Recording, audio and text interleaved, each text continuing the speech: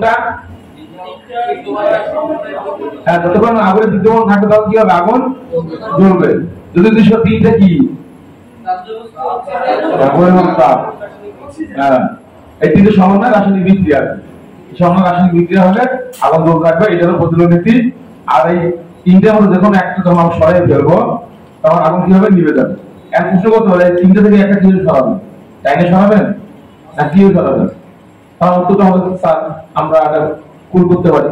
কুল করবেন কি দিয়ে কুল করবেন? পানি দিয়ে করতে পারি। তখন না কুল করতে আমি তো অক্সিজেন সব কাটাই সরাই করতে বলছি। কিভাবে সরাবেন? স্যারটা বলে স্যার এটা আমরা ফোম দিয়ে সরাতে পারি, কিংবা ভিজা কাপড় ভিজা বস্তা ভিজা কাপড় দিয়ে সরাতে পারি। বুঝে গেছে? ক্লিয়ার? Concept clear? দেখেন এই হলো আমাদের, ঠিক আছে? সামনে কই এবার অগ্নি নির্বাপক ভিত্তি করে আগুনের শ্রেণী 4 প্রকার। অগ্নি এক হলো ন্যাচারাল ফায়ার, ইনসেন্ডারি ফায়ার, আনডিটারমাইন্ড ফায়ার আর অ্যাক্সিডেন্টাল ফায়ার। অগ্নি দুর্ঘটনার উপর নির্ভর করে আগুন প্রধানত 4 প্রকার। এই আপনার অ্যাক্সিডেন্টাল ফায়ার হলো যত প্রকার দুর্ঘটনার মধ্যে তত কারণ আছে এর উপর নির্ভর করে। ন্যাচারাল আপনার যা আছে বদবদের আগুন, ভূমিকম্পের আগুন, আগুনের আগুন কিংবা রেডিয়েশন যা হোক না কেন, ওয়াইল্ড ফায়ার সব আপনার ন্যাচারাল ফায়ার। ইনসেন্ডারি যা আমরা সচেতনমূলক বলেন, ইনসেন্ট বলেন যেটা আমরা লাগাই দিই, এসব ইনসেন্ডারি।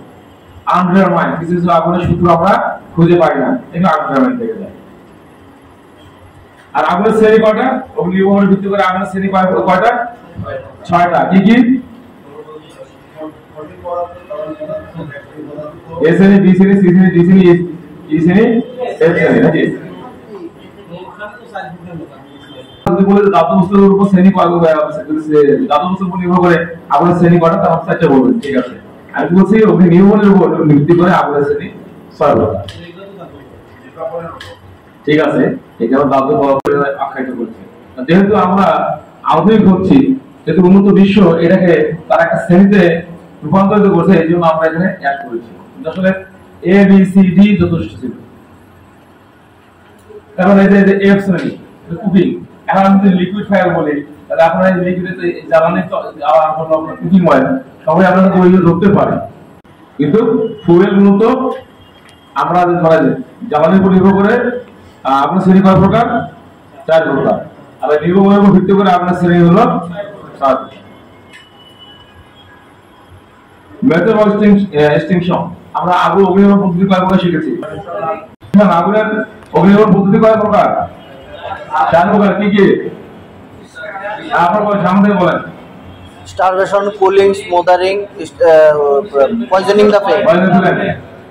পিছনে সারি বলেন, সেকেন্ড সারি আপনারা বলেন তো পয়জনিং দ্য ফ্লেমটা কি? মানে স্যার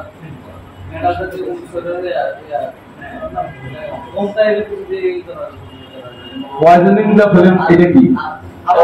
রাসায়নিক বিক্রিয়াটা বিচ্ছিন্ন করা। রাসায়নিক বিক্রিয়া বিচ্ছিন্ন করা হয়। তিনটা জিনিস একসঙ্গে হলে রাসায়নিক বিক্রিয়া হয় না, এইটা। ঠিক আছে, না আপনি ঠিকই বলছেন, আমি বুঝতে পারিনি আর কি। ওকে, এখন ক্লিয়ার হচ্ছে নাকি?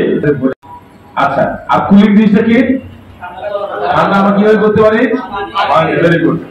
অক্সিজেন সীমিত করা, এটা কিভাবে করতে পারি আমরা?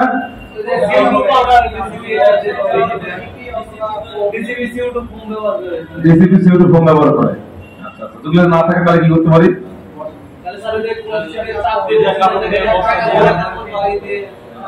হ্যাঁ, ভেরি গুড।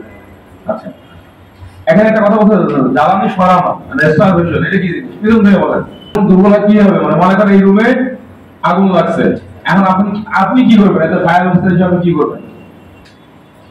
মনে করেন এখানে আমরা সব আপনার ফায়ার ফাইটার, আপনি ফায়ার অফিসার। এখন দেখেন অনেকগুলো চেয়ার আছে, ঠিক আছে, এখানে টেবিল আছে, কাপড় আছে। এখন আপনি কি করবেন এতে ফায়ার অফিসার হিসেবে? সরিয়ে ফেলবেন। Very good. এক সহজ কথা, যে যেটাতে আগুন লাগবে হয় আমি ওটা সরার চেষ্টা করবো, আর যদি ওটা সরাতে যদি না পারি তাহলে আশেপাশে দেখবো তুমি কবে সরিয়ে ফেলবে। এবার যেমন আগুনের বিস্তার, আগুনের বিস্তার কিভাবে হয়?